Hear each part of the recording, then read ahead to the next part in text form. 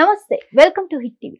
ఈ రోజు మనతో పాటు ప్రముఖ ఆధ్యాత్మిక వ్యక్తి శ్రీ జగద్గురు పీఠం చైర్మన్ వారసురాలు మైలవరపు నాగమణి గారు మనతో ఉన్నారు. వారితో మాట్లాడి మరిన్ని విషయాలు తెలుసుకునే ప్రయత్నం చేద్దాం. నమస్తే అమ్మ. నమస్కారం అమ్మా. ఎలా ఉన్నారు? బాగున్నాను తల్లి. అమ్మ, ఆడవారు నిత్య పూజకు డైలీ తలస్నానం చేయాలంటారా? మంచి ప్రశ్న. మీరు అడిగిన ప్రశ్నకి కొద్దిగా నేను ఎందుకంటే ప్రశ్నలో ప్రశ్న అంటే దంపతి సమేతంగా కుటుంబ పరంగా సంసారంలో ఉంటాం కాబట్టి స్నానం చెయ్యాలా, అందులోను తలస్నానం చెయ్యాలా.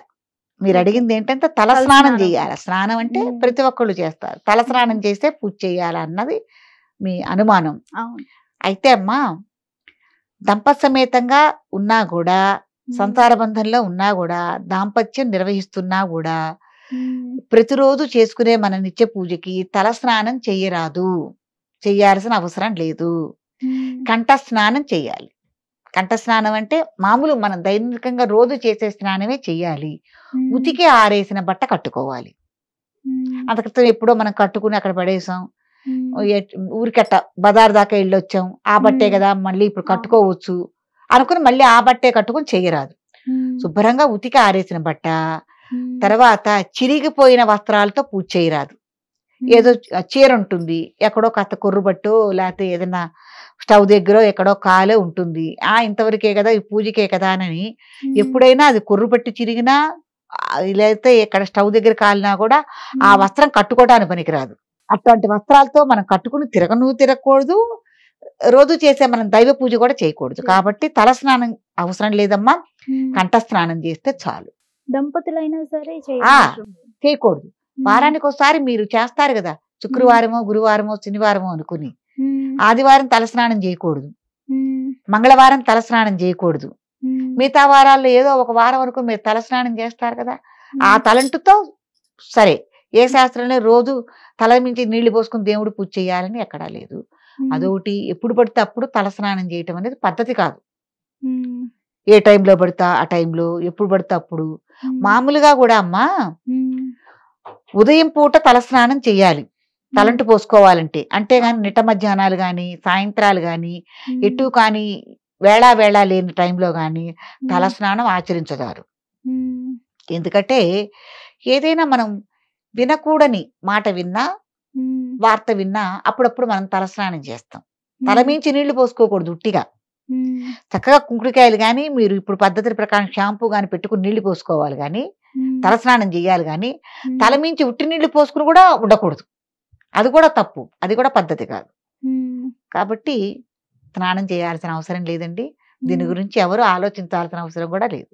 చక్కగా కంఠ స్నానం చేసి ఉతిగారేసిన బట్టలు కట్టుకుని మీరు చేసుకునే నిత్య పూజ కార్యక్రమాలు, నైవేద్యాలు అన్నీ చేయొచ్చు.